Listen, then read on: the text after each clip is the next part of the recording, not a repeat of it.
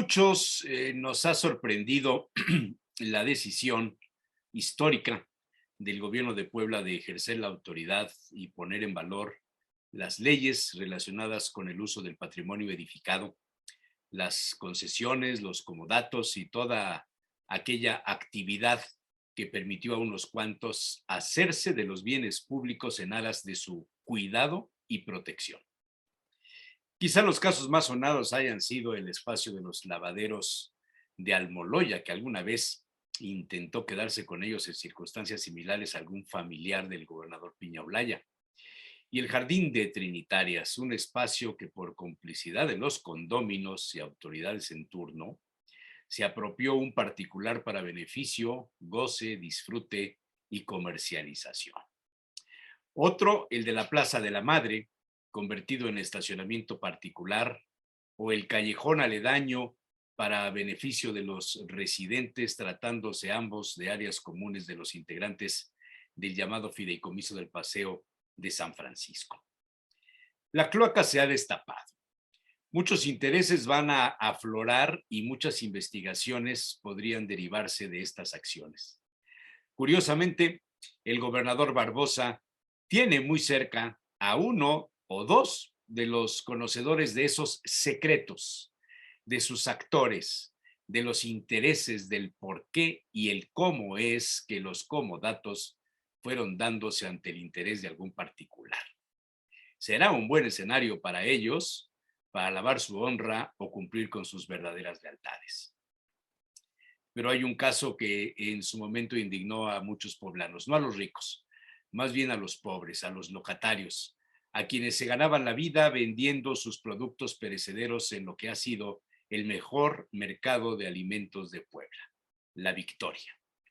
Construido en los huertos del convento de Santo Domingo, el mercado pasó de un espacio de intercambio comercial de productores y consumidores a un edificio construido en una superficie de más de 17,000 metros cuadrados. Por unas 7 décadas funcionó como el principal mercado de abasto de la ciudad, y entre su patrimonio está el haber sido la cuna de las semitas, el pan único en su género en el territorio mexicano.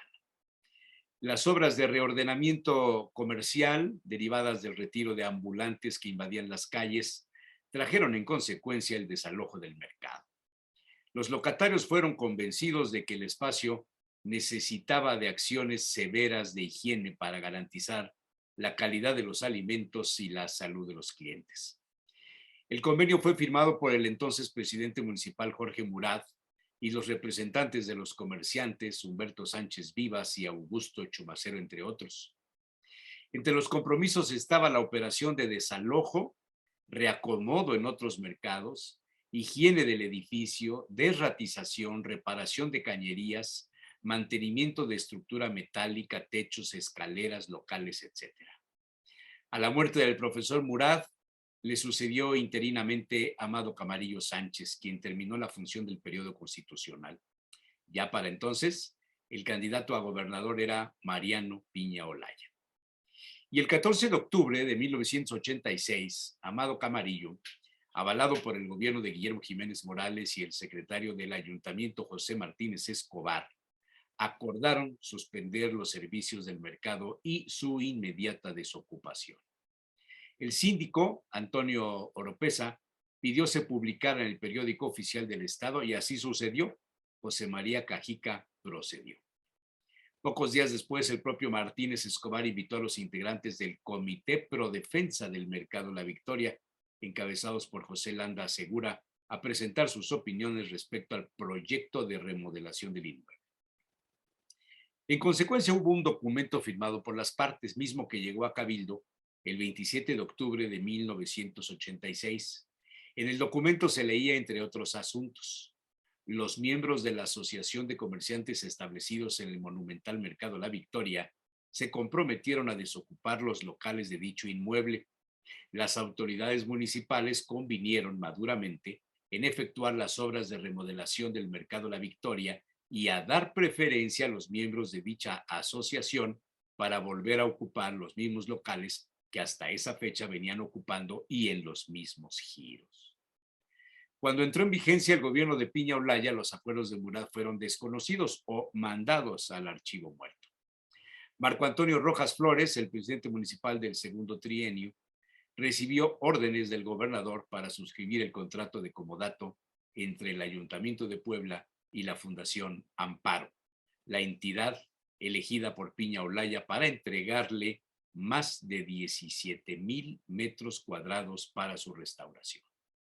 Como antecedente, el gobierno de Puebla aseguraba no tener dinero para restaurar el edificio. Incluso Leopoldo Eusa Bobil, subsecretario de Planeación de la Secretaría de Finanzas de Puebla, pidió recursos de solidaridad para la obra, pero dijeron que no hubo apoyo federal. Y el 21 de abril de 1992, siendo gobernador Piña Olaya y Marco Antonio Rojas el presidente municipal, se firmó el contrato de comodato. El 3 de julio del mismo año apareció en el periódico oficial. Desde entonces, la Fundación Amparo tiene el comodato por 99 años. Han pasado 30. ¿A qué se comprometió la Fundación? El documento dice, entre otros rubros, con el objeto de que esta entidad privada desarrolle actividades comerciales y artesanales en el mercado de La Victoria y propone la conservación del giro de alimentación. 2 años más tarde, en 1994, los quejosos Humberto Sánchez Vivas y Augusto Chumacero Rodríguez denunciaron ante la Comisión Estatal de Defensa de los Derechos Humanos de Puebla actos y omisiones contra el Ayuntamiento de Puebla, pues no habían sido reinstalados en el mercado conforme a los compromisos pactados con Jorge Mura. La Fundación Amparo encargó la remodelación del espacio al arquitecto Mauricio Romano del Valle, quien curiosamente había sido integrante del gabinete de Piña Olaya en el área de desarrollo urbano.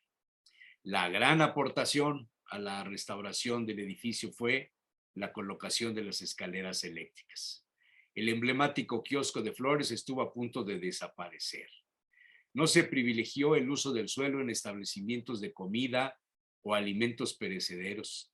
El mercado fue convertido en un vulgar y común centro comercial con tiendas departamentales, franquicias, carritos de comida chatarra, juguetes, trenecitos, golosinas, etc.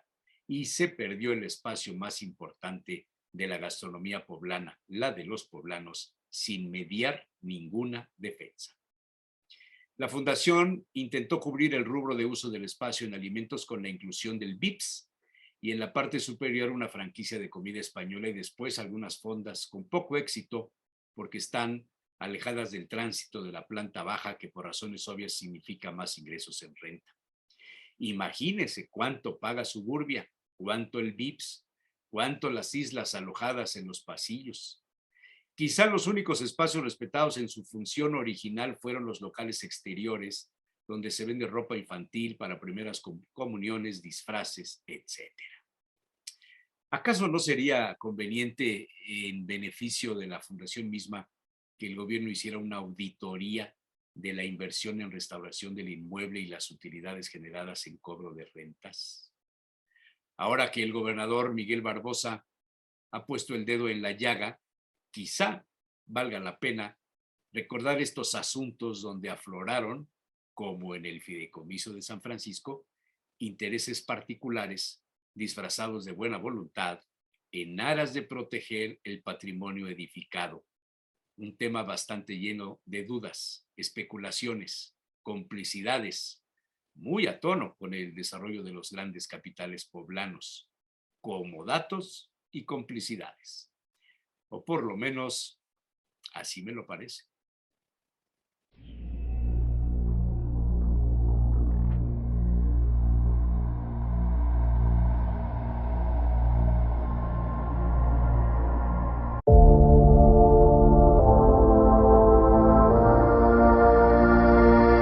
No trabajas el... Señores, buenos días. Don José Manuel Rodoreda, doctor Luis Ignacio Arbezú, muy buenos días. Buenos Espero que días. se conecten en un momento más Pepe Ojeda y Claudia. Claudia Ramón me dijo que iba a intentar estar un rato con nosotros, ojalá, y, y le dé tiempo. Pues hay varias cosas, oigan, yo estoy preocupado porque No sé si se enteraron de lo que sucedió allá en Badiraguato, el retén del crimen organizado que detuvo a una caravana de periodistas que estaba cubriendo la gira del presidente allá en esa zona de Sinaloa. Badiraguato relacionado con el tema del Chapo, el tema de la mamá del Chapo, creo que vive ahí. Y el presidente se salió, como se dice, por la tangente.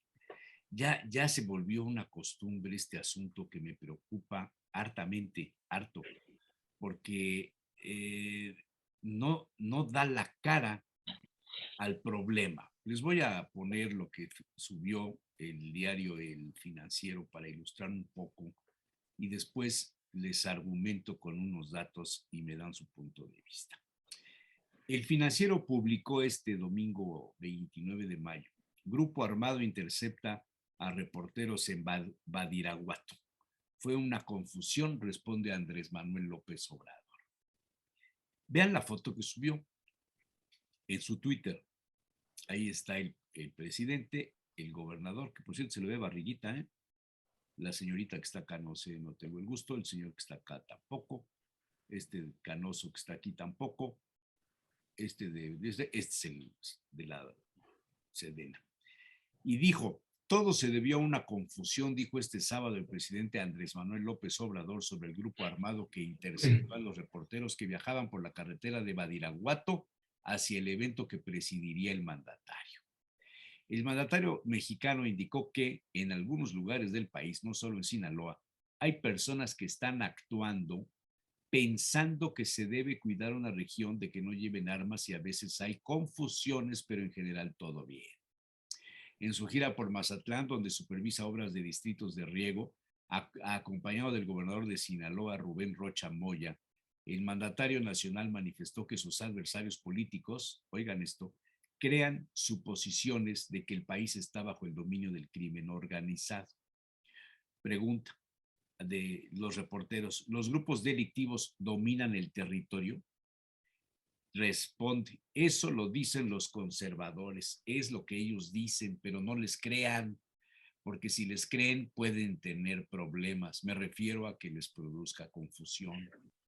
Al ser cuestionado sobre el armamento y equipo táctico que usan los grupos delictivos, López Obrador manifestó que dicha situación no debe de suceder y, cita, está mal al indicar que eso se observa en Jalisco y otros estados, tras calificar a Sinaloa de ser una entidad tranquila y con gente trabajadora. Los grupos delictivos no tienen el control del país, se le cuestionó. No, no, eso lo piensan los conservadores.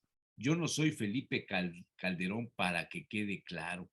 El mandatario nacional recalcó que en su gobierno ya no existen prácticas como las evidencias del exsecretario de Seguridad Pública de Felipe Calderón, Genaro García Luna, quien está detenido en Estados Unidos por vínculos con el crimen organizado. El Twitter del presidente: supervisamos 3 caminos de la Sierra Madre para beneficio de comunidades marginadas de Durango, Chihuahua y Sinaloa. Además, evaluamos el avance en la construcción de 2 hidroeléctricas que nos permitirán alumbrar 86,000 viviendas en el sur de Sinaloa. A eso se redujo el tema.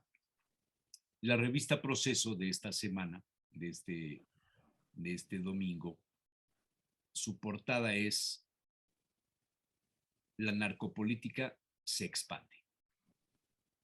Y cita los casos, entre otros, de Hidalgo, de Quintana Roo.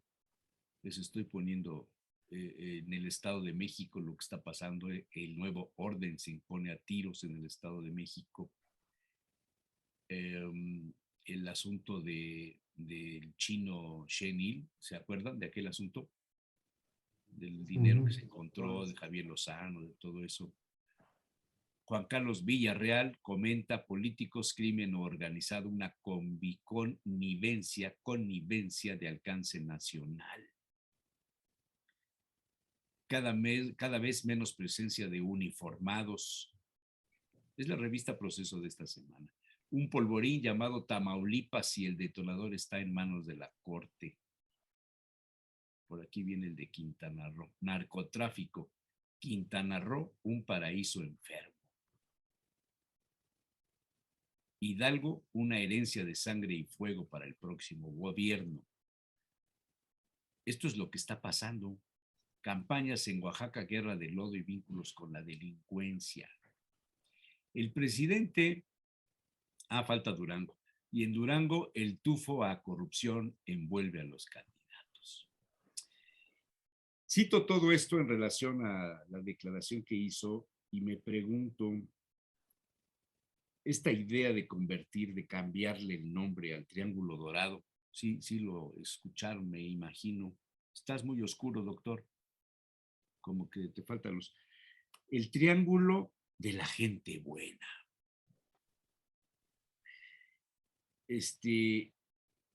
Más de 100,000 desaparecidos. Más de 100,000 desaparecidos. 13,000 mujeres asesinadas en 3 años. 9,511 homicidios dolosos. O sea, no están calificados. El resto son feminicidios. Ayer en Puebla, en Amozoc, se encontró el cadáver de esta chica, Sandra, algo así, que llevaba un mes desaparecida, envuelta en una bolsa de plástico. La encontró Sandra Elizabeth. Y dices tú, oye, como cuando iba Pepe Caso a firmar los pactos estos con el presidente, creo que era Salinas, y Pepe Caso, el poblano Pepe Caso, era presidente de la Cámara de la Industria Ganadera o Agropecuaria. Agrícolas.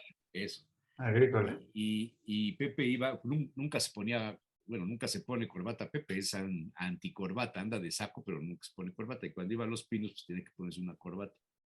Y llevaba una corbata de Mickey Mouse. Y entonces decía, oye, Pepe, ¿pero por qué vas con una corbata de Mickey Mouse? Dice, oye, pues es que vas a un país que es como Disneylandia, pues ahí se hablan cosas que afuera es otro México. Y me pongo a pensar esto, y me pongo a leer a los columnistas, a la gente que escribe, hace unas horas leí a Cepeda Patterson, leo a Riva Palacio, en la semana estuvo muy duro contra el presidente. Todo el mundo está viendo una situación de enojo, de falta de control, de ausencia entre el deber ser y la realidad. No hay una congruencia en la administración pública. El presidente está confundido. Es que no puedes llegar a decir de este asunto de que a los periodistas los detienen en un retén de narcotraficantes y dicen, no, pues es una confusión, es que hay gente que está cuidando que las personas no pasen con armas y que le cambien el nombre al Triángulo Dorado por el Triángulo de la gente buena o gente trabajadora o algo así. ¿Qué onda? ¿Qué está pasando? ¿Qué está pasando, jóvenes? Bien, pues mira, ¿qué está pasando? Que ahora sí, como Pepe, ¿no? Vamos a ponernos nuestra corbata de Mickey Mouse. Porque creo que esa es la realidad. Si te pones a ver, hay contradicciones en las mismas declaraciones del presidente ahí que dio. El hecho de decir que hay gente civil que se está cuidando, pues quiere decir que no es la situación de seguridad, que es un tema que no ha querido agarrar el presidente. El problema de seguridad cada día está peor, en lo individual y en lo de mafia. Cada día estamos peor en cuestiones de seguridad. En las encuestas, todo el problema de seguridad siempre es el que pinta más fuerte. Y es el que no han querido agarrar. Crearon todo su grupo paramilitar de la Guardia Civil, pero no Guardia ha Nacional. funcionado. Guardia Pero Nacional, sí, Guardia Nacional, pero no ha funcionado. O no se ve que tenga resultados. Pero no hay que, o sea, son incapaces de decir nos equivocamos y vamos a corregir y vamos a buscar una nueva solución. Y ya estamos prácticamente entrando en el 4º año. Entonces, sí está grave de la narcopolítica, bueno, ya se habla, pero decir que, oye, a mí esa frase de, no pasó nada, entonces tenía que haber pasado algo para que hicieran algo, esa contestación del presidente se me hace absurda. Pues no pasó nada, ¿no? Pues en muchos lados no pasa nada, pero aquí matan gente, aquí hacen esto, hacen el otro, van armados, ¿cuál es el problema? Pues no hacen nada, no pasa nada. ¿Qué tienen que pasar cosas para que corrijan el problema de falta de seguridad? ¿O de plano lo dejamos la falta de seguridad, que la tengan en sus manos la sociedad civil y los grupos de mafias? Pero es que No sé. el retén, entonces, si no era del crimen organizado, es de la sociedad civil ante la ausencia de la seguridad del Estado. Pues seguramente. O sea, ¿por qué tienen que estarlo haciendo? O sea, a mí se me hace, no tiene contestación, pues diga, oye, déjame ver qué pasa. Sí, pero tú estás viéndolo en relación como siempre lo haces, de que no están bien. Pero yo me No, pregunto, no. ¿por qué el presidente está haciendo lo que está haciendo? Porque por eso decía yo lo de Disneylandia y lo de Pepe Caso y este asunto, Ujú. porque como que él vive en otro país, él está viendo una realidad diferente y nosotros estamos padeciendo una realidad diferente. ¿A dónde El está pres- disociado? ¿Dónde se perdió esto? Según algunas columnas que se leen por ahí, me imagino que de sus enemigos, de sus opositores, como él dice, revelan que ya sus más cercanos colaboradores ya le tienen miedo a decirle cómo están las cosas porque el presidente se enoja. Cuando un presidente Ujú. se enoja, no sé si ustedes han tratado con algún gobernante, quizá con el presidente no, pero con un gobernador, con un presidente municipal de esos tipo caciques. Cuando un presidente se enoja, tiembla el que está junto porque lo van a correr, lo van a perseguir, lo van a... Ya sabes cómo es eso. Entonces, imagínate que el presidente se molesta porque llegan y le dicen, oiga, es que está este asunto. No, ¿cómo? Eso, a ver, investiguenlo. Riva Palacio narra sobre una encuesta para ver cómo habían caído sus palabras en relación, no me acuerdo a qué hecho, y lo de Claudia Sheinbaum. Y el resultado es que las encuestadoras que se contrataron, las mediciones que se hicieron, revelaban que Claudia Sheinbaum se había caído. Y eso molestó al presidente. Entonces, si me yo permite. digo, si tú tienes un negocio, tienes una empresa, diriges una universidad, estás dando clase y resulta que tus alumnos todos te entregan las tareas, los trabajos, todo te lo entregan mal porque pues, no le entienden lo que les estás enseñando, entonces pues no hay una congruencia. Y en este caso, cuando el líder de la Cámara de Diputados está envuelto en un asunto de investigación de la Unidad de Inteligencia Financiera y su nombre anda rondando ahí en torno a un director de un medio de comunicación que es su socio que está en la cárcel por extorsión. ¿Qué mundo es este? Pero mira, Jesús Manuel, Cuando un señor presidente de un partido, Alito, lo atrapan en una grabación, sea legal, ilegal, filtrada, no filtrada, lo que tú quieras, donde dice a los periodistas hay que matarlos de hambre, pues es lo mismo que López Obrador. Exactamente lo mismo, nada más que el presidente tiene cuidado de no decirlo por teléfono. Cuando un individuo como el PRI, que hoy Jorge Cepeda dice Paris Hilton y Alito, pues ya todo es en función de la persona, y yo les tengo una foto por aquí, no sé si la traje o no la traje, pero es que es una cosa maravillosa, porque te das cuenta de la situación que está prevaleciendo en el ámbito local y los niveles de compromiso. Se las pongo. Pepe, buenos días. Por cierto, Pepe, no te vi el viernes en la cena con Monreal, ¿eh? Me llegó tarde. No, estaba tu nombre junto al mío, yo puse tu nombre, dije, por favor, inviten al maestro Ojeda y no llegaste. ¿Qué les dice esto? ¿Qué les dice esto?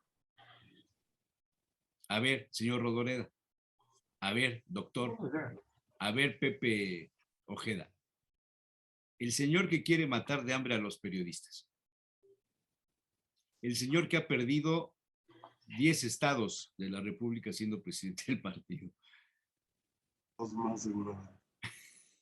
¿Qué les dice esta foto? Acuérdense que una foto dice más que 1000 palabras. Háganle al crítico. ¿Qué ven en esta foto? No me digan que los zapatos de la diputada, por favor.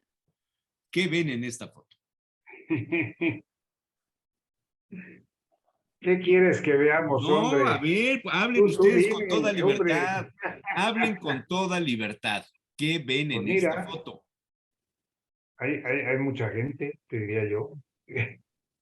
Sí, O sea, se dan cuenta cómo cuando los pongo en un escenario donde pueden hablar con toda libertad y decir lo que piensan, le dan la vuelta, igual que López Obrador le da la vuelta a lo del retén de Badiraguató. Éntrenle al toro, éntrenle al trapo, dirían en Sevilla, en la feria, para salir en la puerta de los príncipes. A ver, Pepe Ojeda, ¿qué ves en esta foto? Bueno, primero que me parece que las personas que están ahí, está claro que no están leyendo, no están teniendo el timing muy claro, o están en sentido estricto, están en búsqueda o en la última parte de encontrar un espacio. Me parece que entiendo que era un desayuno con empresarios, ¿sí? Entiendo que lo reunieron a Alito, que vino a buscar a Puebla tener algo de oxígeno que ya no tiene la Ciudad de México.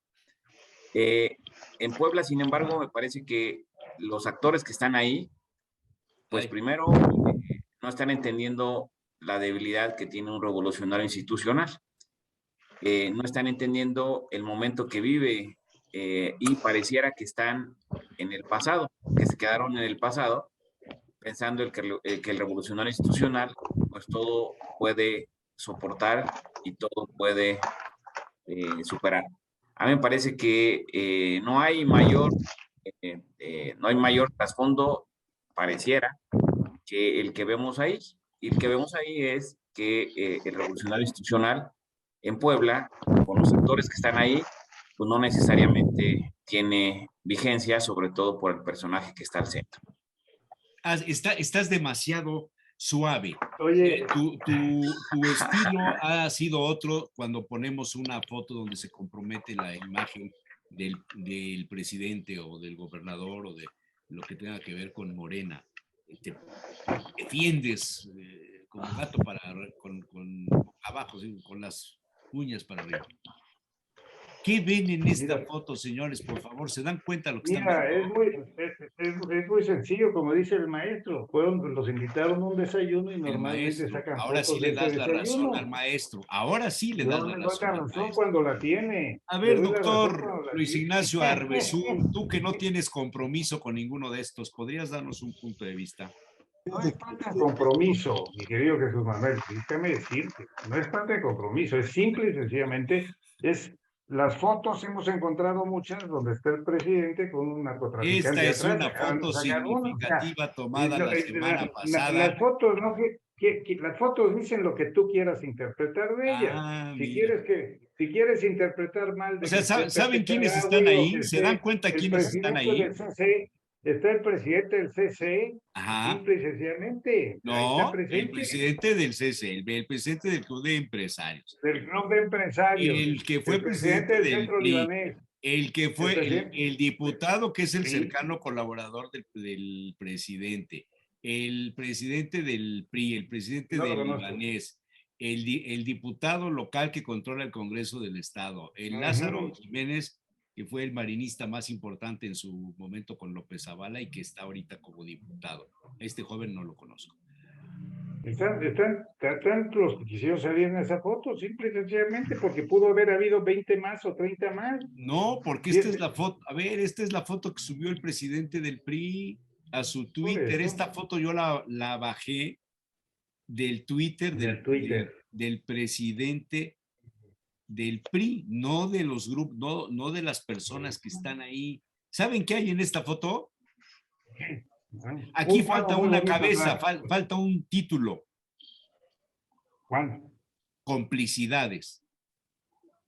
Porque cada uno de estos personajes entre sí le debe algo a otro de los que está junto, a un lado o enfrente. Entonces el amarre se hace, pues porque tú me ayudaste, ahora ayúdame. O sea, ahí tienes toda la razón. Me imaginé. Maestro Ojeda despertó. Te dejamos a que tú tuvieras la primicia. Si mira, no, lo que pasa es que. Porque cada uno, como tú bien lo señalas, cada uno, sí, en esta foto, es decir, en el momento más crítico de Alito, ¿quién se quiere tomar la foto con Alito? ¿Quién quiere tomarse una foto cuando Alito va? Esos son los que tienen, son los que tienen ciertos intereses, porque como dirían, las amistades no se deben de negar. Ahí tienes otro, mira. Ahí dijo otro político importante, ¿no? Las amistades no se tienen que negar. Si son mis amigos, pues voy, porque son mis amigos. No necesariamente hay intereses. ¿Por qué ven todo intereses? ¿Ustedes se manejan todo a través de intereses? Por supuesto, Claudia no, Pérez Ramón, perdóname. Días. Por supuesto que en la mayoría de las relaciones de esta sociedad poblana de doble o triple moral, las cosas se manejan por intereses. Pero sí, por supuesto no que todos, sí. Pero no todos son iguales. Tú por eso ya no estás en los grupos empresariales o en esas cosas. No claro, son iguales, tú eres una persona sana, diferente. Pensemos positivo. No, ¿Por qué pensamos negativo? A mí me parece que hay que hablar, hay que decir. No, sí. Te recomiendo. Pero hay que hablar con conocimiento de causa. Hay que hablar con conocimiento de causa. ¿Cuáles son los intereses que tienen? Dilos. Déjame los intereses que tienen. Claro, te voy a hacer como le haces al maestro Ojeda. Déjame hablar. Te recomiendo mi columna, que todavía no la grabo, pero mira, para que veas cómo te quiero, te voy a dar un adelanto. Yo la escribo. Dice, complicidades y comodatos. Esto lo voy a poner en bolsa. A muchos nos ha sorprendido la decisión histórica del gobierno de Puebla de ejercer la autoridad y poner en valor las leyes relacionadas con el uso del patrimonio edificado, las concesiones, los comodatos y toda aquella actividad que permitió a unos cuantos hacerse de los bienes públicos en aras de su cuidado y protección. Cito algunos casos.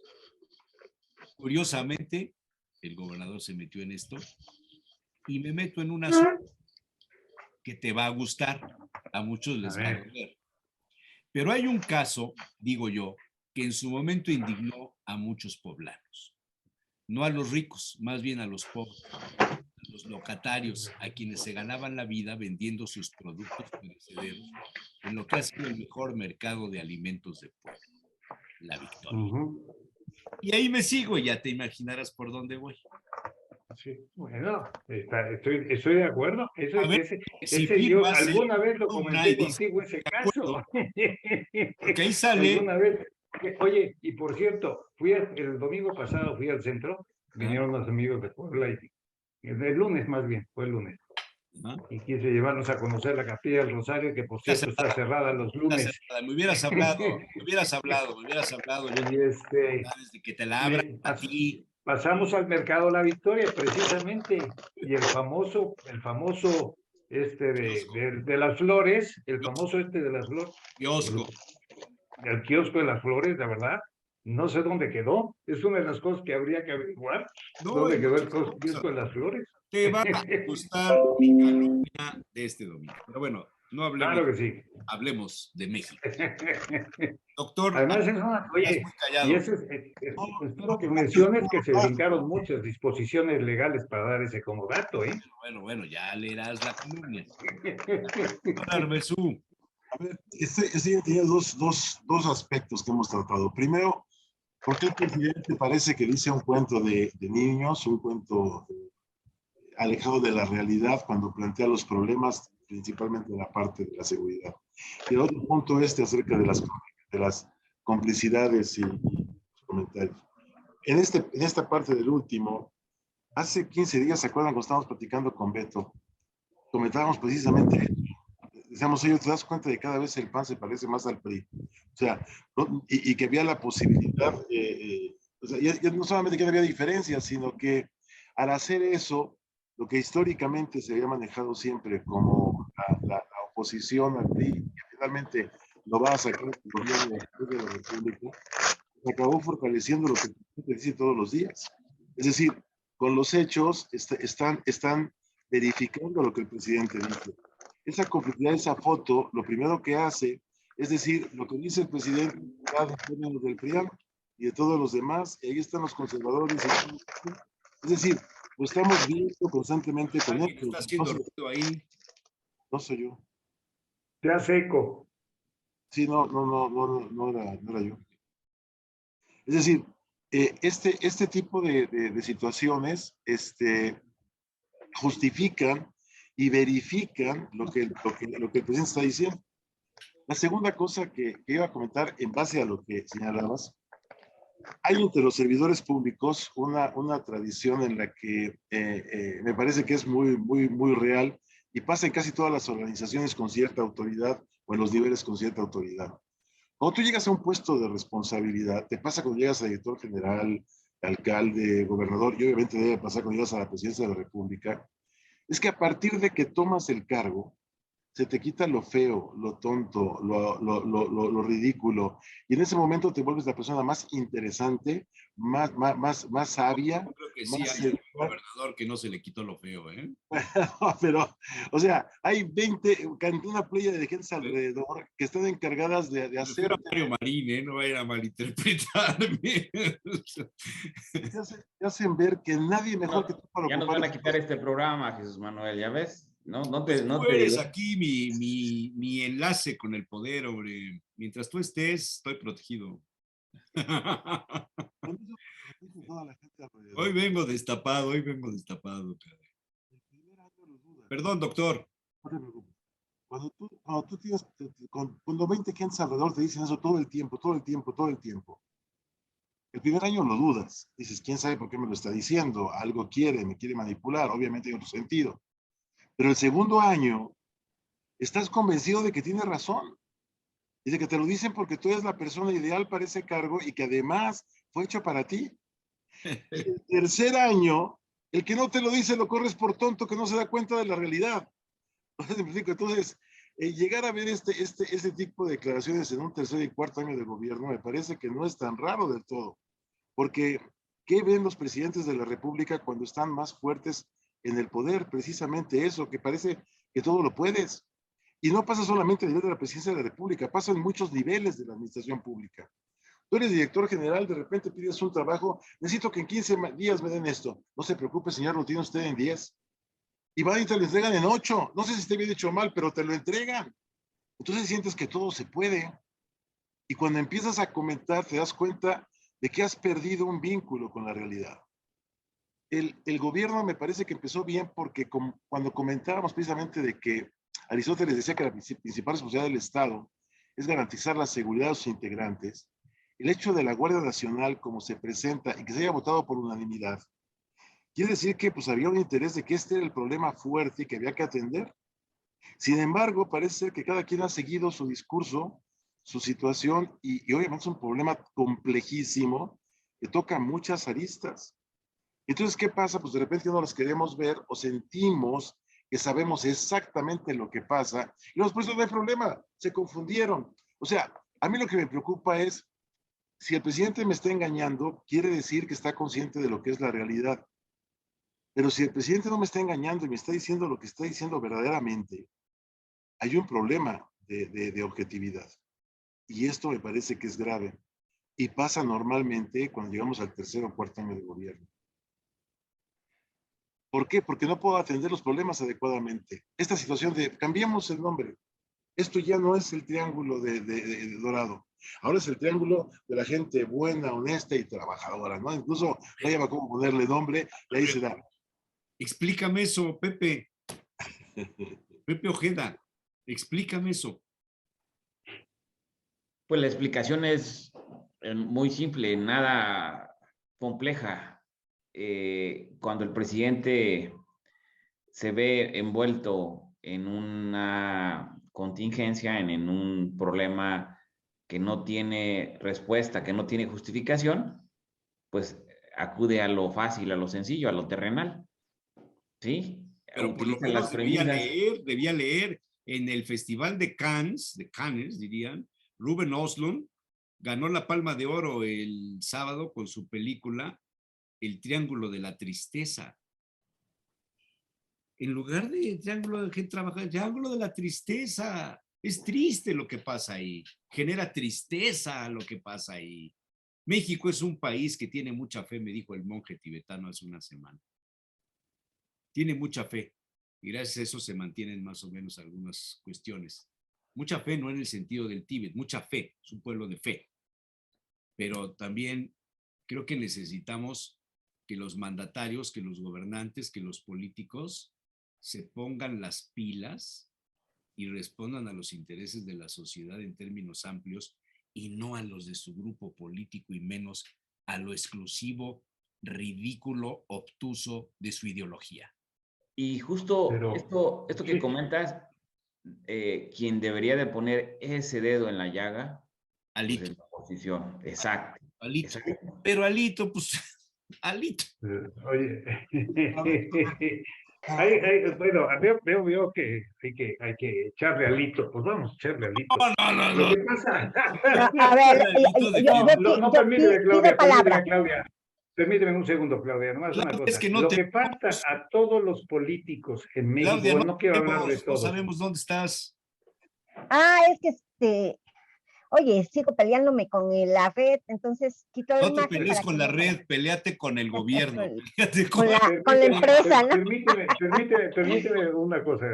Yo creo que a la gran mayoría de los políticos mexicanos y de los políticos en general les falta una característica que deben de tener todos los líderes, A que es la saber. humildad. ¿Qué es la humildad? Mira, Reconocer cuando van interesante. bien y reconocer cuando van mal. Tú Y conoces a cuando un van mal hay que hacer los trámites para corregir Espérame, e ir ¿conoces bien. a un político Eso no humilde, se ve. José Manuel? ¿Conoces a un político ¿Sí? humilde? Perdón, no y Ese es el problema, que no escuchas. Que si conoces sí. a un político humilde.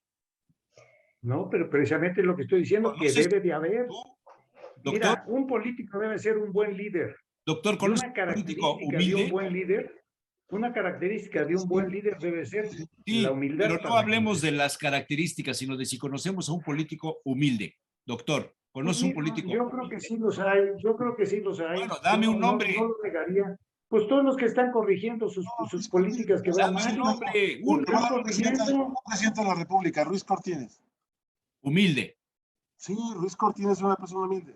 y buen jugador de dominó. Pepe Ojeda, ¿conoce a un político? Toshki, por aparte de ejemplo. Melitón Lozano, que coincido contigo plenamente. Un poblano, Toshki. ¿Se acuerdan del gobernador? Toski, ándale. Otro, O sea, ¿te parece bien? Carlos Abascal, ¿Quién? Carlos Abascal, Ese no fue político, ese fue ideólogo. pero era humilde. Política. Estuvo en la política y estuvo en un puesto político. Pero fue funcionario, no fue electo. Bueno, fue enfrentó secretario de una campaña. Gobernación. Fue secretario de Sí. Gobernación. No enfrentó una campaña. fue Carlos funcionario. Medina. Carlos Medina se me hace un tipo, dentro de lo que cabe, un tipo decente. Aunque le No, tocaron yo lo las dije decente. concertaciones. Yo lo dije Las decente, porque concertaciones, decente es cuestión de investigar en su honra y yo me meto en eso. La palabra Humilde. fue Un humilde. político humilde. Es decir, Carlos No era Medina- así, Piña Olaya, por favor. No, pero Carlos Medina, cuando hablaba de béisbol, por ejemplo, él estaba seguro que iba a cambiar México y ¿Quién? se lo metió a Calderón. Medina Placent, Carlos Medina, o sea, está bien, pero Pero, por ejemplo, sí hay humildad, o sea, hay ejemplos. Digo, Toshiki creo que es un buen ejemplo. Sí los hay, contados, pero los hay. Pero el problema no está ahí. Mira, lo que yo trataba de explicar es esto. El problema está en que yo confío en que me dice la verdad. Es decir, si el presidente me está diciendo verdaderamente que la situación está tranquila, que la gente trabaja bien y que ya no hay corrupción y lo cree, y es cierto, pues que bueno, me está diciendo la verdad. Pero si no está pasando eso, entonces que ya ha perdido totalmente objetividad de la realidad. Toma este, Micho. Espérame. La humildad es una virtud, ¿no? Digo, hasta donde me acuerdo Sí. yo en el catecismo del Ripalda, no sé, ya cambiaron, pero creo que es válido. La humildad es una virtud y es la virtud que te permite darte cuenta de tus errores, de lo que tienes mal, de tus debilidades. Esa es la humildad. Yo no conozco a muchos que puedan presumir de eso y menos en la oposición. Pero bueno, Pepe Sí. Ojeda, ¿tú conoces a alguien? No, me parece que es interesante esto que comentas, sobre todo porque las características de la política, las características partidistas, las características de estar en el poder, hace que pierdas humildad necesariamente. Pero no porque no te quieras dar cuenta de si vas bien o vas mal, sino porque también el equipo que conformas, pues tendría que ser humilde. Y si es el equipo humilde, también tendrían que ser humilde los miembros de tu partido. Y si también los miembros de tu partido, pues la sociedad que gobiernas tendrá que ser humilde. Y la realidad es muy complejo porque cuando llegas a un poder, en nada de lo que has dicho. cuando Perdón. llegas al poder, difícilmente puede ser Un humilde. presidente, un mandatario que tenga humildad, no debe estar rodeado de funcionarios humildes, debe estar rodeado de funcionarios inteligentes.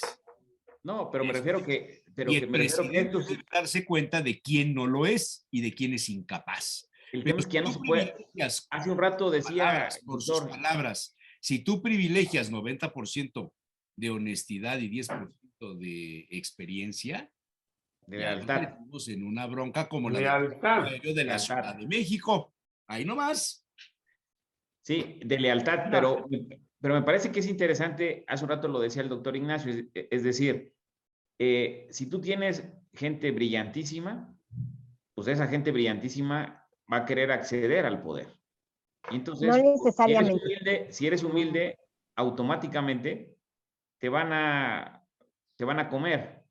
Es decir, la Realpolitik no permite que puedas ejercer la humildad a plenitud.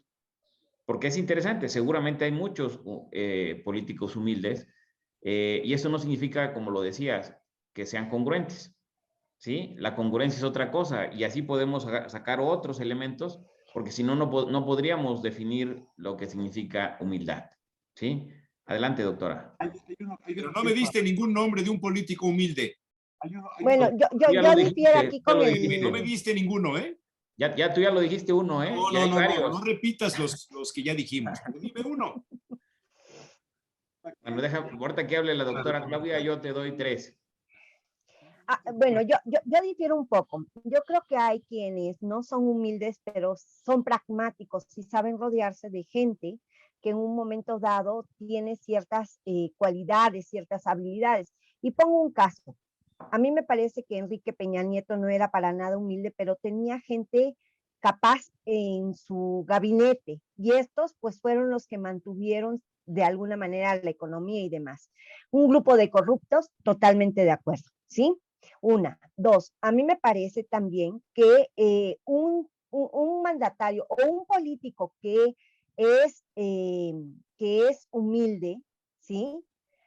Sabe reconocer, lo que decía Jesús Manuel es bien importante, sabe reconocer sus errores.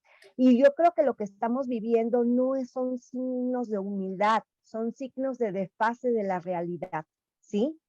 Y lo peor que le puede pasar a un político es no conocer esa realidad o desfasarse de esa realidad o ignorar esa realidad. Y me parece que en este sentido vamos a algo más maquiavélico, ¿no? Conozco la realidad, no solamente ignoro esa realidad, sino que trato de darle o trato de matizarla o trato de plantearla de manera que parezca bueno también. Y eso me parece muy grave, ¿sí? Independientemente de las características que un político pueda tener, ¿no? Un político. A ver, todo esto salió por la cuestión de el presidente durante su gira, ahora por el norte, en Sinaloa, Durango, etcétera, de cambiarle el nombre al Triángulo Dorado y el tema del retén y todo esto. Y yo decía, la narcopolítica, la revista Proceso le dedica una cantidad de páginas en su análisis de esta semana al tema de la narcopolítica, los estados donde hay elecciones y la influencia del narco en los procesos electorales, y a que el presidente, leí un artículo que salió publicado en el diario El Financiero, donde le responde a los reporteros que todas estas cosas que se dicen de los reteros las está creando sus enemigos. Y yo digo, ¿no se dará cuenta el señor presidente? De ahí vino la polémica que desatamos antes de que se comunicaran Pepe y la doctora Claudia Pérez Ramón. Van más de 100,000 desaparecidos. Más de 100,000 desaparecidos. Llevamos 13,000 mujeres asesinadas en 13 años. De ellas, 9,511 por homicidio doloso y el resto feminicidios. Esto es la realidad de México. Este es el espanto, es el dolor. Y decía yo que en lugar de ponerle al triángulo de gente buena, había que ponerle el triángulo de la tristeza. México es un país de fe, pero hoy día es un país triste. Estamos perdiendo a las jovencitas de 28 años, de 30 años. El caso de la chica de Puebla que fue localizada este sábado, envuelta en una bolsa dentro de una cisterna, igual que pasó con la de allá de Monterrey, y todos los casos que estamos viendo que suceden en México. Señores, ¿se dan cuenta de lo que estamos viviendo? O sea, mi abuela me decía, mi abuela nació en 1907 o 5, mi abuelo en 1902 y mi abuela en 1905. Y me decía mi abuela, cuando los disturbios estudiantiles, cuando las cosas, no salgas. ¿Por qué? Y me contaba la leva. ¿Se acuerdan de la leva? A un primo, un hermano de ella, lo levantó la leva. Sí, sí, sí, sí. Y jamás volvieron a saber de él. Y como él, muchos otros. O sea, hay carga genética en todo esto, en la memoria colectiva. Y lo que está pasando en este país, perdónenme ustedes, pero no es para estar contentos, no es para reírnos, no es para andar dando abrazos, tampoco balazos. No, yo le pondría el triángulo de la desesperanza, ¿sí?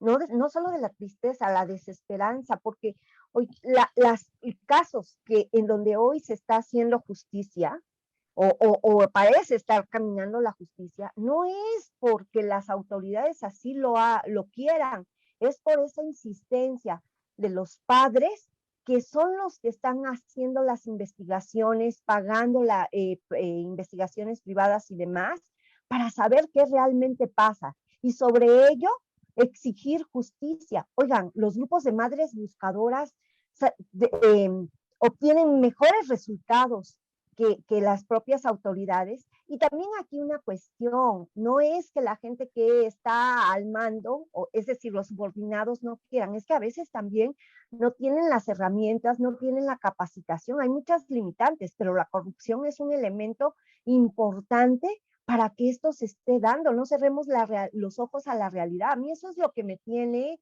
molesta, reconozco, y preocupada porque yo antes a las 11 de la noche caminaba tranquilamente el centro de la ciudad. Hoy, a las 9:30, 10, que salgo de la universidad, cuando me llego a quedar por alguna clase, caray, lo primero que hago es asomar la cara y ver si está el policía, o a ver quién me echa un ojo hasta que llego al estacionamiento, ¿no? Entonces, yo creo que tenemos que ser realistas también. Bueno, a mí me parece que lo hemos discutido en varias ocasiones.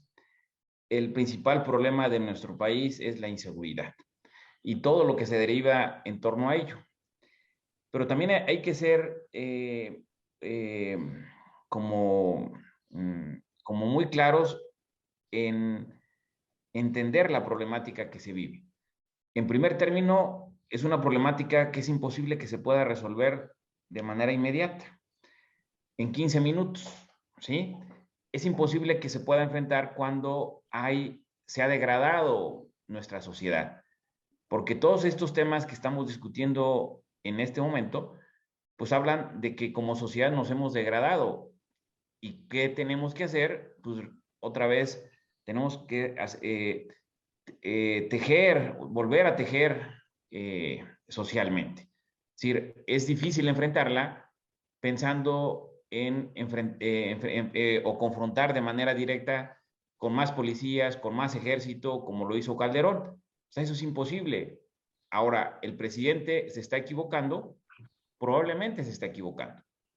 Pero uno de los temas más significativos que me parece, y en el análisis, en primer término, que el presidente desvía la agenda para no meterse en problemas o en complicaciones de la seguridad pública.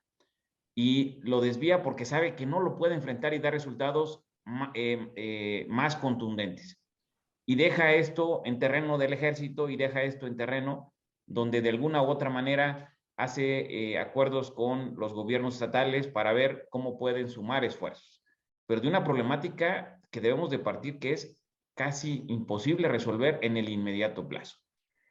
Y por otro lado, a mí me parece que también cuando hacemos el análisis, sabemos que en nuestro país hemos vivido sexenios, décadas, donde la impartición de justicia, y sigue siendo, como dice José Manuel, sigue siendo ahora, no es que haya mejorado, sigue siendo, pero la impartición de justicia y las personas que son juzgadas, que cometieron un ilícito, que cometieron un delito, no llegan a terminar el proceso. Si analizamos todas estas características y vemos lo que está pasando el día de hoy, tenemos una radiografía que pareciera que hay mucho más que lo que había antes.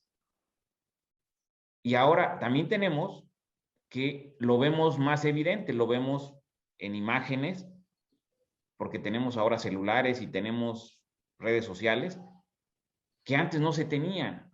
Ahora lo vivimos más a flor de piel, pero también de manera muy natural, ya nuestra capacidad de asombro es mayor, que lo vemos y ya no nos indignamos tampoco, porque como sociedad estamos preocupados por otros temas, porque sabemos que la inseguridad está cada vez más fea o cada vez más fuerte.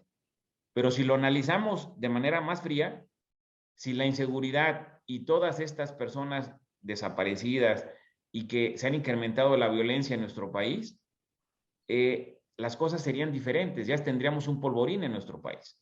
¿Por qué no hay un polvorín? Porque muy probablemente lo que está pasando es que así ha estado en las últimas décadas, pero ahora hay más información y tenemos, ¿sí? Hay más, se hace más evidente lo que pasa y vemos cómo corretean al ejército y vemos el video cómo nos lo proyectan para que como corretean al ejército, pero de una manera para hacer quedar mal al ejército, ¿sí? Y vemos en el tema del retén, es decir, jugamos con la percepción, pero sin embargo la percepción de los mexicanos, en sentido estricto, es de que no estamos más mal que antes, estamos igual que antes. Y eso es lo único que hace que se mantenga la aprobación del presidente, porque si estuviéramos peor que antes, con el tema de la seguridad, el tema de la seguridad es lo más sensible que tienen los mexicanos y en el mundo. La seguridad atenta directamente contra nuestro bolsillo, contra la integridad de nuestros hijos, de nuestra esposa, de nuestro esposo, de nuestra madre. Si nos pegan en esta parte tan sensible, difícilmente podríamos creer en un presidente, aun cuando tenga la popularidad más alta. Sin embargo, ¿por qué no pasa eso? Porque seguramente no estamos más mal que antes.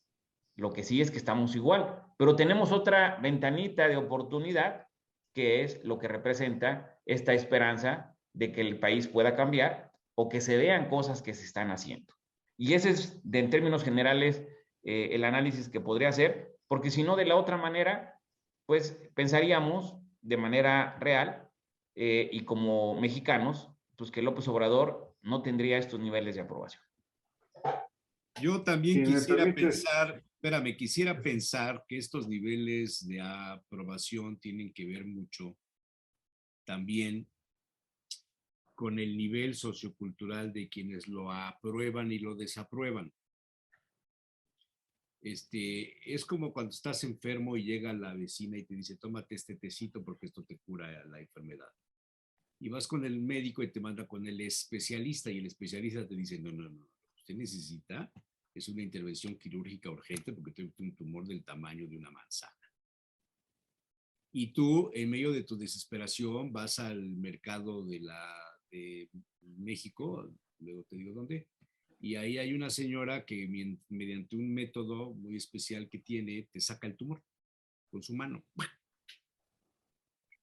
¿Quiénes están diciendo que el presidente lo está haciendo bien?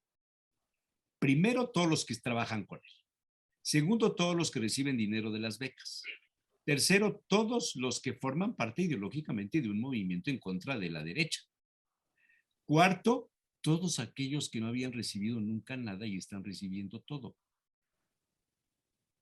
Quisiera saber si se hiciera una reunión de los rectores de las universidades de este país, que es donde está depositado el conocimiento, el pensamiento, el estudio, el análisis, la investigación, que hicieran una encuesta entre todos estos, no a mano alzada, sino una encuesta entre todos ellos, cómo califican la actuación del presidente.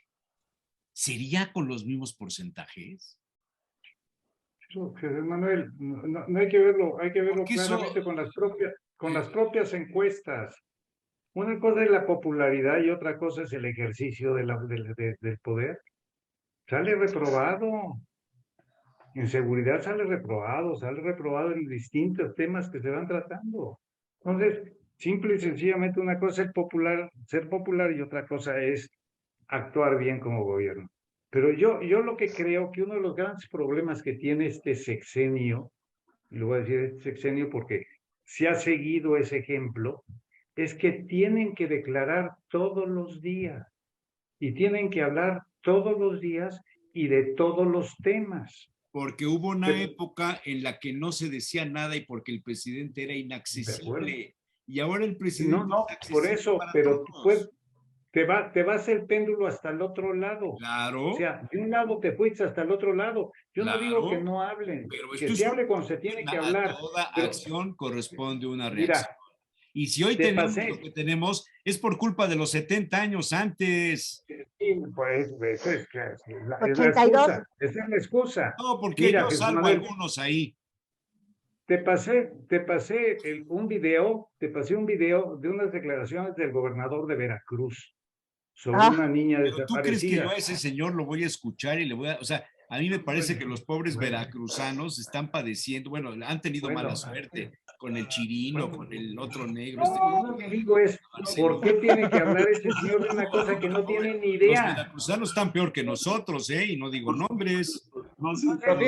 Pero fíjate que valdría la pena hacer un termómetro en el caso de Veracruz.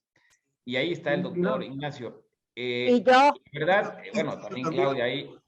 Me parece interesante que el caso de Veracruz, como antes de que llegara este gobernador, que a todas luces no es no se distingue. el que les pueda a ustedes generar una cierta simpatía, tampoco a mí, pero a mí me parece que los niveles de inseguridad que había en Veracruz hace algunos años, ahora no es que los haya controlado, ¿sí? Pero sin embargo la percepción de la población en Veracruz es de que al menos no está tan grave como estaba antes, ¿sí? Y eso la verdad a mí me llama mucho la atención porque no lo he escuchado en una sola parte, sino en varias partes, en varias regiones, donde prácticamente ya no podían salir los levantados. Al secretario Ricardo Monreal, si piensa lo mismo. No, pregúntenme a mí que viajo constantemente al sur de Veracruz. No puedo viajar sola en mi coche porque corro el riesgo de ser levantada en la carretera. No puedo salir después de las 7:30 de mi casa, aunque la casa de mis papás está en el centro, porque corro el riesgo de que algo me pase. A mi edad, ¿sí? Ni cuando estaba yo quinceañera, no inventen. si vamos por despenso, tenemos que ir a Cuaxa, es a lo que, Bueno, ahora sí como y sí, Fidel Castro, comes y te vas, ¿sí? Y el Pero, día que yo pise una foto en el malecón, a ver, traemos, no somos conocidos aquí, bájate, tómate tu foto y súbete, ándale. Cosas así, cuando antes yo podía tranquilamente sentarme en el malecón de Coatzacoalcos también. Antes con los Zetas, Claudia, nada más digo, estamos hablando antes, ¿cuánto antes, no? O sea, aquí lo que quiero decir es, sí, permítame una cuestión. O sea, Los personales. vamos a recordar lo que dice el señor senador. Las encuestas son manipulables. Todo lo están basando en encuestas y son manipulables todas. Entonces, Roxana, yo lo que digo es que los gobernantes no tienen que hablar siempre y menos de las cosas que no tienen. Vuelvo a lo mismo que decía yo, tener la humildad de decir, no sé de ese asunto, lo averiguo y te doy respuesta. ¿Por qué no pueden ser así los gobernantes? Y esto ocasiona precisamente que este gobernador pues, está siguiendo la política del señor presidente, hablar de todo y decir de todo. Por eso el Y presidente decir dice que el dislates. retén no pasó nada, que no hay que preocuparse porque no pasó nada con ese retén. No, lo que pasó es que te detuvo un Ni retén. el presidente tiene que hablar todos los días, y el presidente, si somos conscientes, no tiene que tener conocimiento de todo lo que pasa en el país. ¿Por Yo qué les carambas diría más. el micrófono del tiene doctor que Ignacio siempre? no se escucha mucho, por eso, si le, como que no se No escucha sé, Ya me mucho. quitó la palabra No, y para yo les puedo dártela, decir, a doctor. mí me tocan retenes cuando voy a comprar a Cuaxa, ¿sí? Y si vengo de Villahermosa, donde tengo familia de Cárdenas, me tocan 3 retenes, ¿sí? ¿Pero oficiales o no oficiales, Claudia? Oficiales. No, estamos hablando del no oficial que hubo allá en el norte, que el presidente dijo, pues no, que no Sí. pasó nada. No, y déjenme decir que eso también es algo, José Manuel, porque cuando venimos y sobre todo que ya cae la nochecita como a las 6:30 y todo, hay que fijarse bien si son oficiales o no oficiales. Yo te diría, para Chiapas me ha tocado no oficial. Doctor, ¿Se escucha? no se oye. ¿No se escucha? es que no se escucha, doctor. Y a ver, ¿Ahora sí lo se que se escucha? escucha, Ya sí, se sí, escucha sí. bien. ¿Se escucha? ¿Se escucha? Bueno, 1, 2, 3, ¿se escucha? Sí, ok, muchas Sí, gracias. Miren, Coatzacoalcos fue la ciudad de más número de levantamientos que hubo en el país hasta el 2019. Claudia se va a acordar de esto. Sí, Coatzacoalcos se empezó a vaciar. La gente dejó de ir a Coatzacoalcos porque ahora con la actividad económica ha empezado a regresar y ha habido otras cosas. Pero ¿qué fue lo que pasó? Y lo comentamos además en un programa por ahí del 2020, lo podemos buscar. Resulta que de repente en 3 meses Coatzacoalcos llegó a tener un récord Guinness porque no había habido un levantamiento en 3 meses. Pues, ¿qué pasó? ¿Cuál fue el cambio? El cambio fue que toda la sociedad, los representantes, al ver la situación, presentaron con el alcalde en ese entonces y empresarios, padres de familia, los grupos religiosos, empezaron a ver qué se hacía para solucionar los problemas de Coatzacoalcos, vieron lo que podían hacer y lo fueron resolviendo. No se ha podido conservar porque esto es muy complejo, pero muy, muy complejo, pero se pudo hacer. Entonces, sí hay parte de lo que dice Pepe Ojeda en el sentido de que han cambiado las cosas, pero no han cambiado tanto por las autoridades, sino por la conciencia de una comunidad determinada, en este caso de Coatzacoalcos, Ok, que supo dar este cambio y que no lo ha podido manejar. Ahora, muy bien. segunda El problema cosa, es cuando un no te presidente, escucho yo a ti. el problema es cuando un Ah, no te escucho yo a presidente, ti. ¿no me escuchan? ¿Nadie? Sí, Sí. El problema es cuando un presidente te dice que no pasa nada, que todo está bien, y que lo que dicen que está mal es un invento de la oposición. ¿Ustedes nunca vivieron en una vecindad? sí. ¿Nunca vivieron en una vecindad? Pregunto. Bueno, yo en un O sea, edificio en el siempre, centro de la ciudad de Puebla, siempre fueron que fifís. parece vecindad, ¿no? Yo viví en el centro de Puebla. Tuvimos la fortuna, la gracia de Dios concedida en carne y hueso de haber pasado alguna época de nuestra vida en una vecindad, sabemos lo que es la señora de la entrada, que es la que tiene las llaves, la que vigila los baños y los lavaderos donde todo el mundo se baña y se lava, y la chismosa de la vecindad. Búsquenle la comparación a la política de lo que está pasando con la chismosa de la vecindad. No te oímos, doctor. No te oímos. En esto que estás diciendo hay un problema que es muy, muy fuerte y es la parálisis paradigmática. ¿Qué es esto? Que uno observa y ve lo que quiere ver. O sea, es un fenómeno muy común, seguramente lo hemos visto, pero muchas veces, si uno está buscando un punto concreto, normalmente es lo que observa. Y si además es un líder de opinión y lo reproduce, o sea, o es una autoridad y lo reproduce, generalmente se dan estas distorsiones.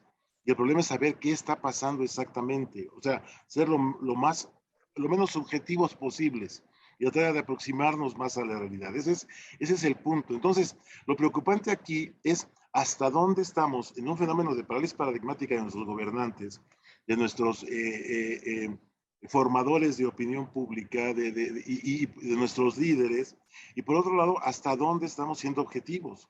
Es decir, y para esto lo que decías al principio de la virtud de la humildad es importantísimo. Si eso lo perdemos, perdemos esa objetividad. Pero hay ejemplos, se puede ver. ¿No se acuerdan de Pepe Mujica? Claro. O sea, no cambió, Claro. no cambió Uruguay. Sin embargo, es un ejemplo concreto, contemporáneo, de que te puedes parar enfrente del rey de España, te puedes parar enfrente de Fidel Castro, porque todavía existía, y decir lo que estás viendo de manera objetiva, humilde, concreta y clara. O sea, claro que se puede decir. Es decir, el problema es qué tanto tenemos esa capacidad de observar primero y no tanto adelantar, mandar por adelante nuestro patrón paradigmático. Y en ese sentido, lo que decías de las universidades, cuando decías, bueno, juntamos a los rectores, yo me pongo a pensar qué problema estamos generando nosotros en esto. Nos quejamos, por ejemplo, de nuestros 500 representantes en San Lázaro. Y yo me pongo a pensar, a ver, ya nos dimos cuenta de que los 500 pasaron por las salas universitarias. ¿No creen que sería tiempo en que las salas universitarias nos preguntáramos qué estamos haciendo, que estamos generando eso? O sea, creo que hay un momento en que ya también tenemos que manejarlo. O sea, por supuesto, o sea, si yo le enseño a mis alumnos a analizar la política con memes, con partidos, con puntos, pues obviamente vamos a llegar a esto generalizado. Si yo negocio con él y arreglo las cosas, pues es lo que le voy a enseñar. No sé si me explico. Esto es en la manera como el profesor vive, como si esto se permea. Es decir, es un fenómeno que no es solamente de una persona. Ojalá el problema fuera del presidente, porque nosotros lo quitamos y se corrige. Pero hemos quitado cantidad, y regreso ahora sí, cierro con lo de Veracruz, ya nos dimos cuenta de eso, porque hemos quitado cantidad de gobernadores y cada vez parece que va peor. O sea, cada gobernador que llega, Claudia, a lo mejor está de acuerdo conmigo, decimos, no podemos estar peor, y llega otro y dices, Sí, híjole, peor. parecía que sí podíamos, ¿no? Entonces, creo que el problema está ahí. Perdón, ahora yo no sé el que no los escucha. Pues, ¿quién sabe qué? Pues no sé, yo creo que tienes que cambiar de computadora o de dispositivo, decirle O a a lo mejor es la la red universidad, a que ver, está esta muy oferta inestable. en Amazon puedes conseguir, Mac está sacando promociones a 13 meses sin intereses. Sí, pero no es Aprovechen la eso. promoción. El Y hot más sale bien es termina el día la, 30. bueno, y sobre lo que decía el doctor, es algo que Michelangelo Bombero, alguna vez que lo entrevistaron aquí en México, decía, ¿no? Nos quejamos de los políticos, pero no nos damos cuenta que estos surgen de la sociedad. Y es precisamente, y ahí sí coincido, fíjense, con el maestro Pepe Ojeda, porque, pues, ¿de dónde sale, pues, los políticos, los funcionarios? Sale de una sociedad que pues se está descomponiendo, ¿no? Que se ha degradado como tal, pero también hay elementos que desde la autoridad pueden contribuir, desde los legisladores, que inhiben precisamente este tipo de conductas, ¿no?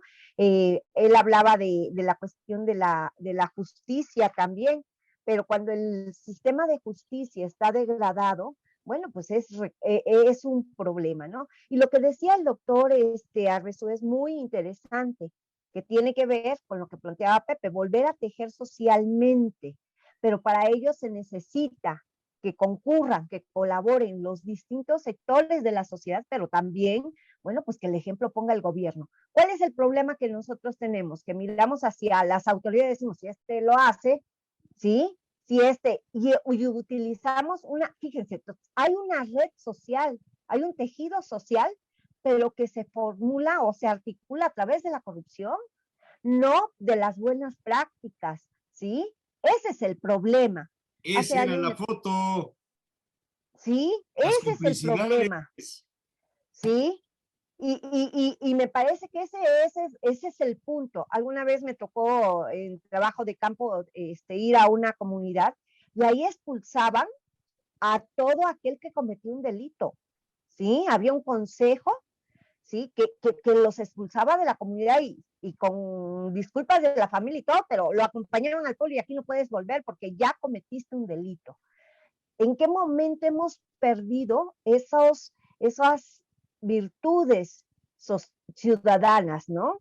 Digo, si nosotros vamos a los clásicos, y lo he repetido esta semana, decía Platón, ¿no? Que cuando hay ciudadanos virtuosos no hay necesidad de tantas leyes, porque de esa sociedad virtuosa salen políticos virtuosos, ¿sí?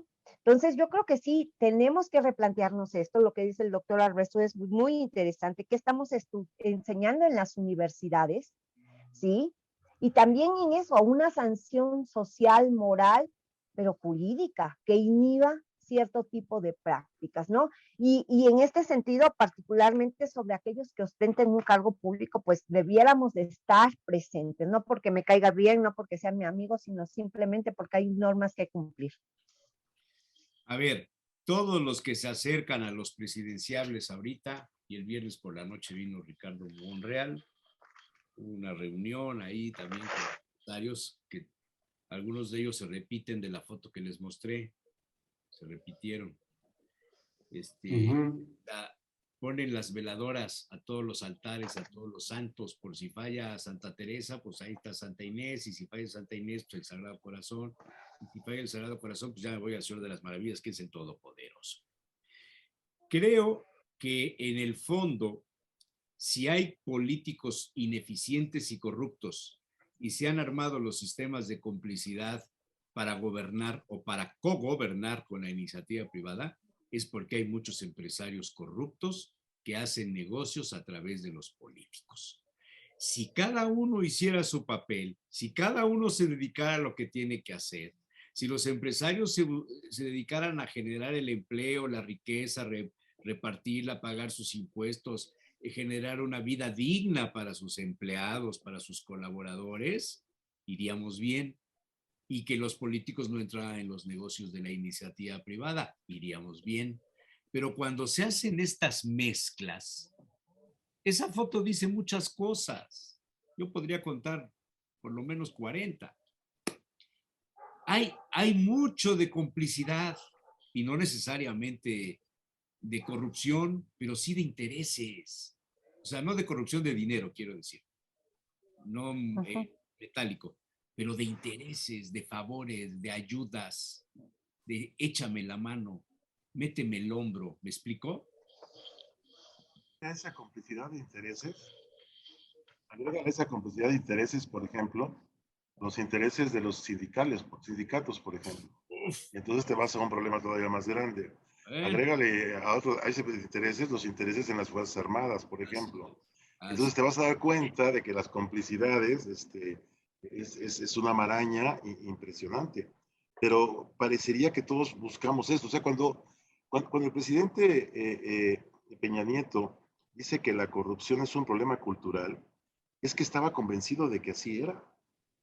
Él lo estaba viviendo, ¿sí me explico? Y yo creo que hay mexicanos que pensamos, discúlpame, pero no estamos del todo de acuerdo. O sea, hay gente que no pensamos en eso. Cuando dice, por ejemplo, el presidente Andrés Manuel López Obrador que ya no existe la corrupción, pues a lo mejor lo está pensando, pero créeme que hay mexicanos que no pensamos eso. Quizá Estamos lo viendo está que no está diciendo del todo. porque él no está practicando la corrupción. Escucho. Que él no está siendo corrupto, él no está haciendo actos de corrupción. Pero eso no quiere decir que en los estados, en el segundo, tercero, cuarto nivel, sigan haciéndose actos de corrupción. O en su familia. Es que acto de corrupción no nomás implica dinero. No, No, Entonces, ahí hay mucha cosa que ver. Esto es, mira, lo hemos comentado aquí en el programa. Simple y sencillamente, si cada autoridad cumple con su función, pues tendríamos un buen Estado de Derecho. si tuviéramos un buen Estado de Derecho, No habría ese problema o sería mínimo, porque la corrupción es imposible acabarla. así es. Bueno, Sería mínimo. déjenme cambiar de tema rápidamente y solamente por el interés del doctor, porque ya nos quedan pocos minutos, voy con el padre Merino. Un asunto, doctor Luis Ignacio Arbezú, que seguramente te va a interesar si es que se abre la mugre página esta que este servidor donde me meto siempre tiene problemas. Ahí está. Mira esto. No sé si sepas que sucedió esto. ¿Me oyes, doctor, o no? Sí, sí te escucho. Entonces, si tú me escuchas a mí. Pues te escucho, pero muy mal. Pero mira, Okay. Rocío López, la primera alguacililla de las ventas. Entregué la primera oreja a Tomás Rufo. 23 años. Escribe una página en la historia de la Plaza de Toros de las Ventas al ser la primera mujer que ejerce esta función en el ruedo. ¡Qué belleza! Eso es una belleza. Es Mira qué linda mujer. Sí, es una belleza esto, mi querido 23 Jesús. años la chiquilla, man. Ahí está en Instagram. Hay un video por ahí. Hay audio.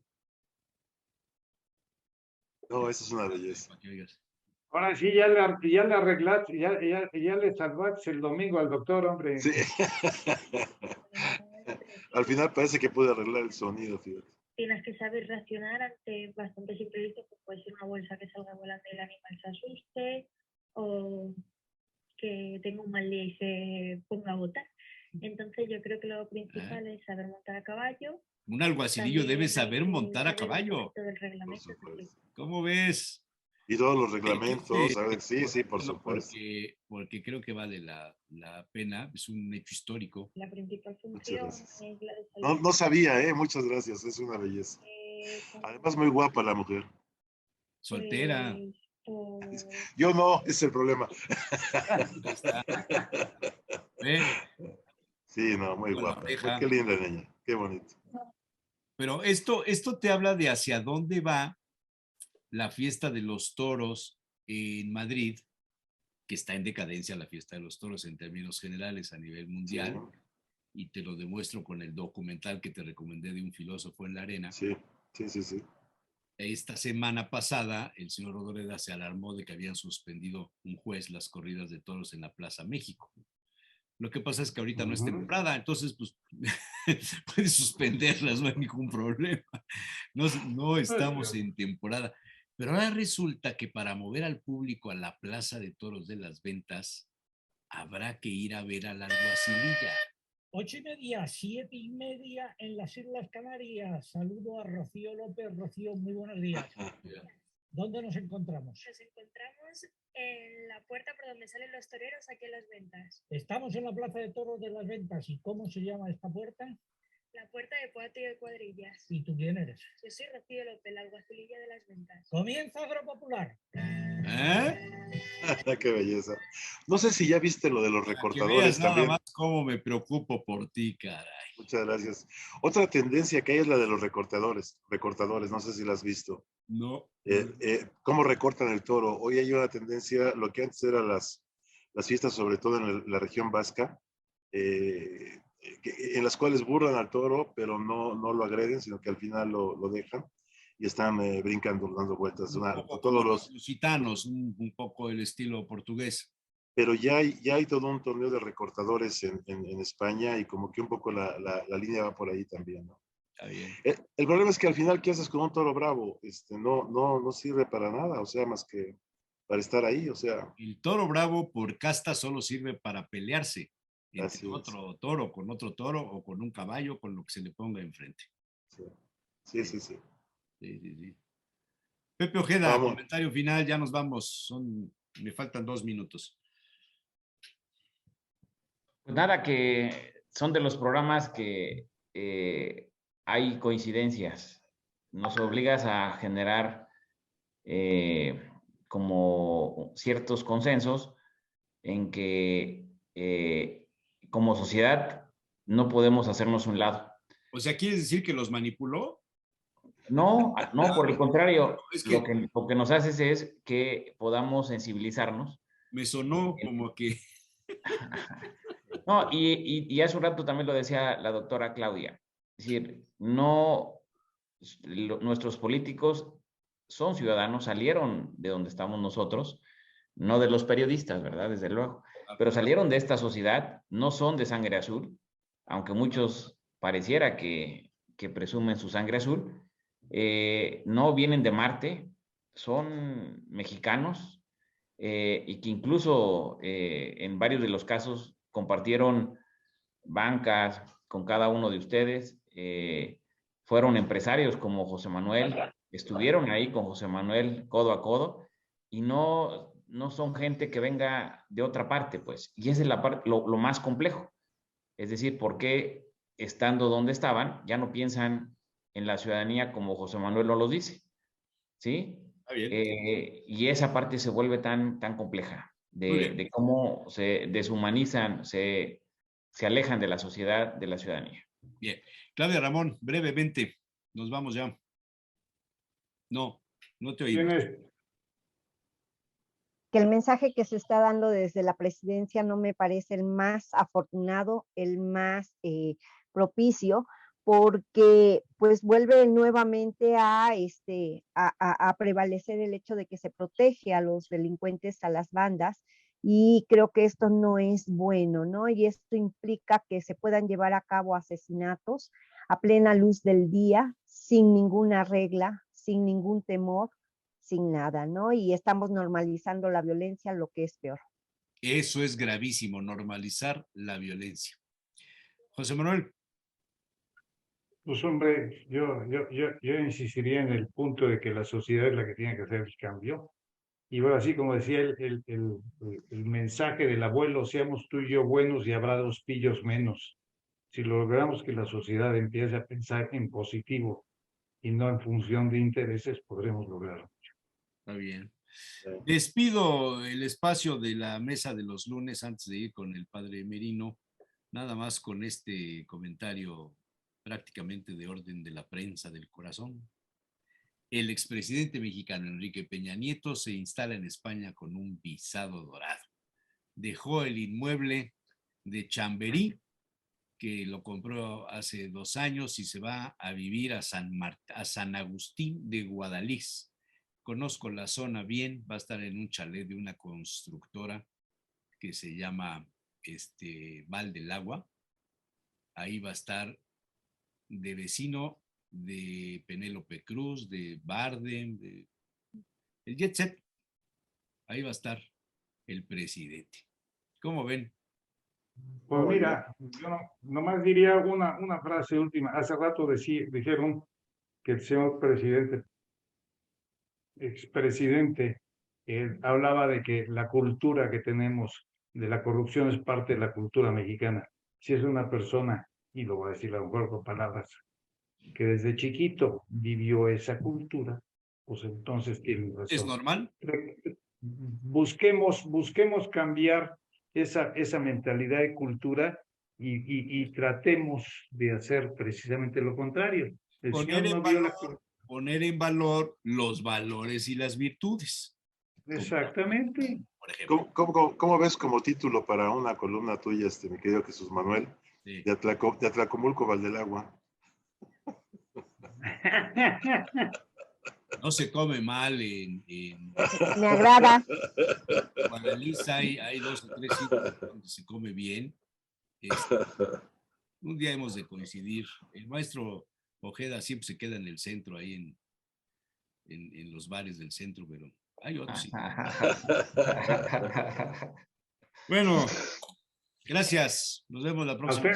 Adiós. A ustedes, bueno. Un abrazo. Adiós. Buena semana. Voy con el comentario del padre Merino. Muchas gracias. Hasta luego.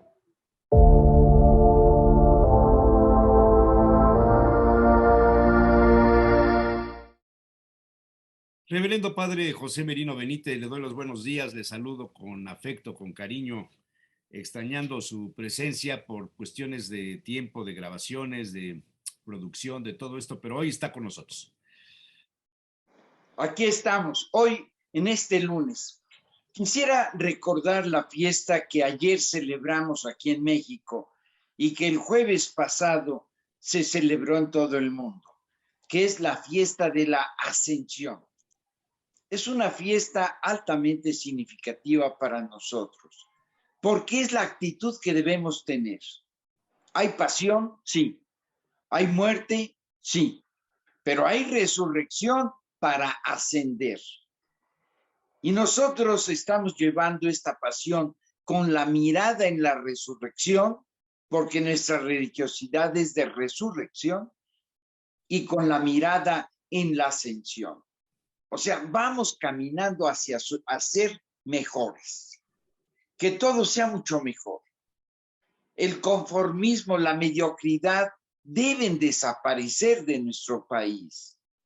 Una cosa es la humildad, la sencillez, y otra cosa es el conformismo, mediocridad, importapoquismo o mevalismo.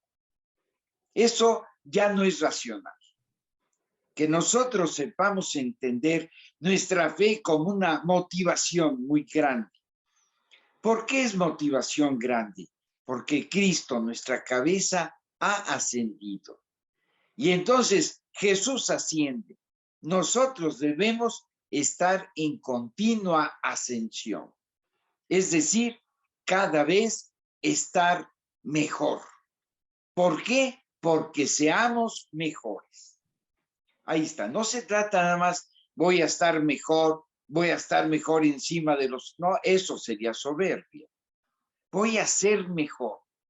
Al hacer mejor mi trabajo, al ser mejor en mi familia, al ser mejor en la sociedad, voy haciendo que las cosas estén mucho mejor.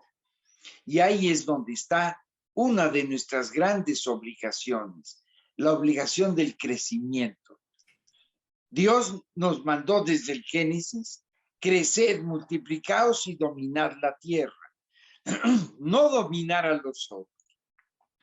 Hay que saber pisar muy fuerte sobre la tierra, pero no pisar sobre otros. Hay que saber caminar fuerte, pero teniendo en cuenta a los otros. Que nosotros así sepamos ir poniéndole este énfasis de ascensión, esta voluntad de crecimiento, este deseo sincero y profundo de ser cada vez mejores. Miren, yo creo que uno de los deseos comunes de todos es queremos ser felices. A veces nos equivocamos en la forma de ser felices. O pensamos que algo nos hace feliz y a fin de cuentas después nos hace más tristes. Como dice el borrachito, si en la borrachera ofendí, en la cruda hasta me salieron de bien. O sea, ¿por qué es peor? Pues bien, ahora, dentro de la ascensión, nosotros vamos consiguiendo la felicidad por una razón muy sencilla, porque vamos estando satisfechos de nosotros mismos. Es decir, soy mejor. No soy mejor encima de otros. Gracias a muchos, soy mejor. Gracias a Dios, soy mejor. Y por lo tanto, debo redituarle a Dios cumpliendo con mis deberes. Debo redituarle a los demás haciendo una sociedad mejor. Con mi palabra, con mi testimonio y fundamentalmente con mi ser. O sea, me entrego a la sociedad, me entrego a Dios cumpliendo en donde Dios me ha puesto. Y ahí vamos ascendiendo. Y miren, se ve con satisfacción. Ascender no es tener un cargo más importante, no es tener más dinero, no es traer el mejor coche. No. Porque eso la gente se confunde. Sí, tiene mucha razón. O sea, muchas veces piensan que ascender es tener mejores posiciones en todos los aspectos. No, ascender es ser mejores. ¿Cómo voy a ser mejor en mi pensamiento, erradicando la ignorancia?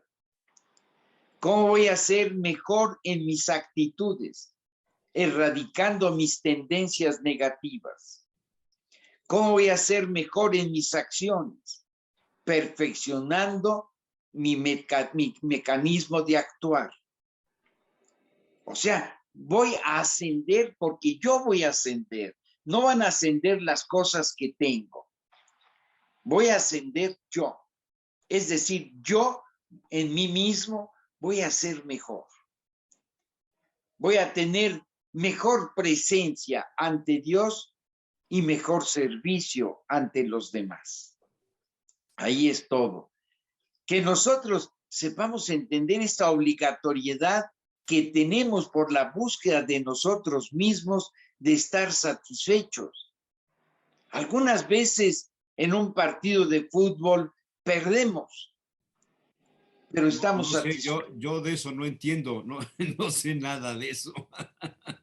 ¿Usted perdió ahora el sábado? No. Yo sí.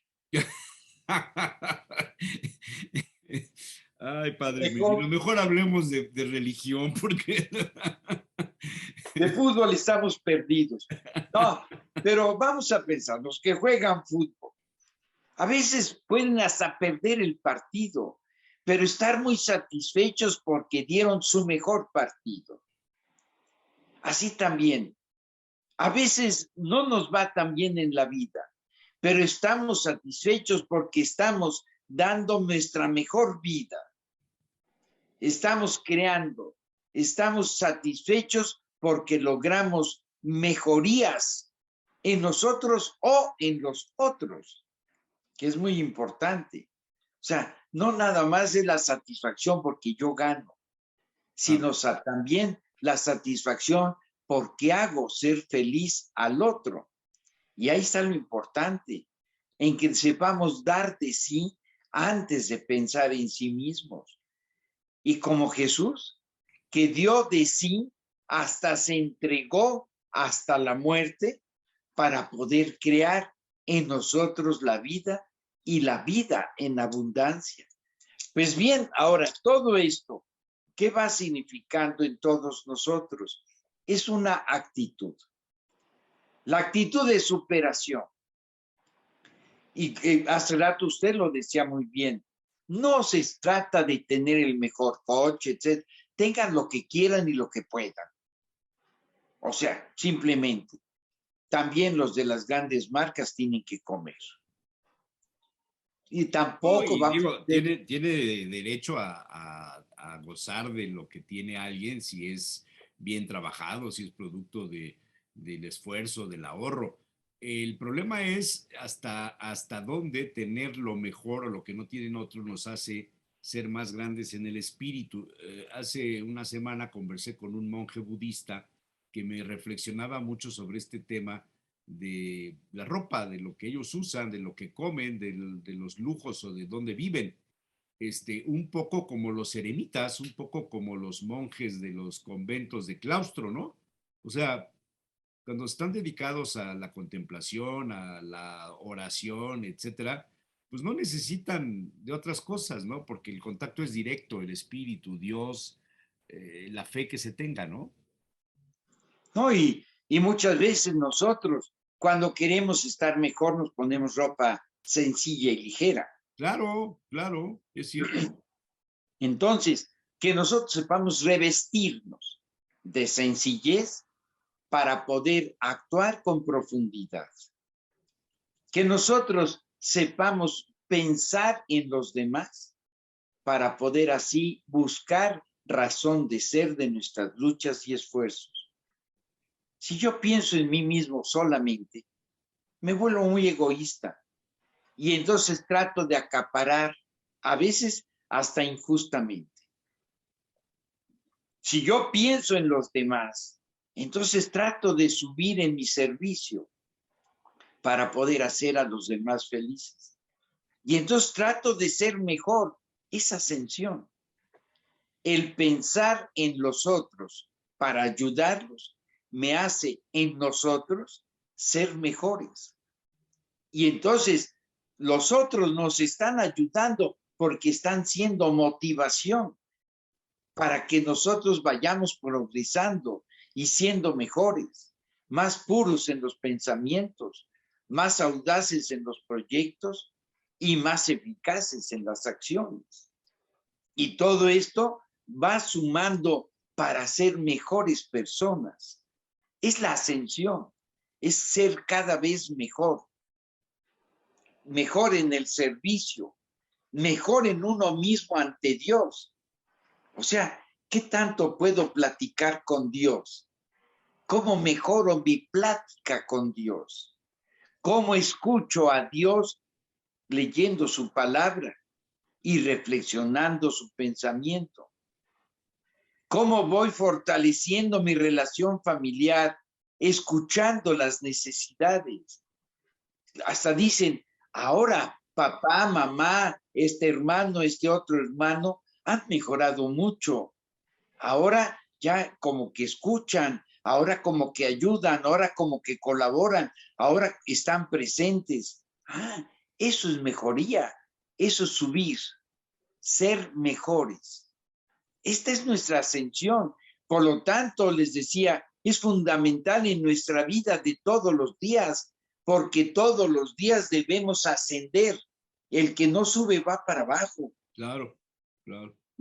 Entonces, que nosotros sepamos subir con Cristo, con el ejemplo de Cristo, pero actuándolo en nuestro medio, en nuestras realidades, en nuestras exigencias personales, exigirnos ser mejores para servir mejor y así poder ascender y llevar una gran fiesta, como ayer la celebrábamos, de la ascensión del Señor.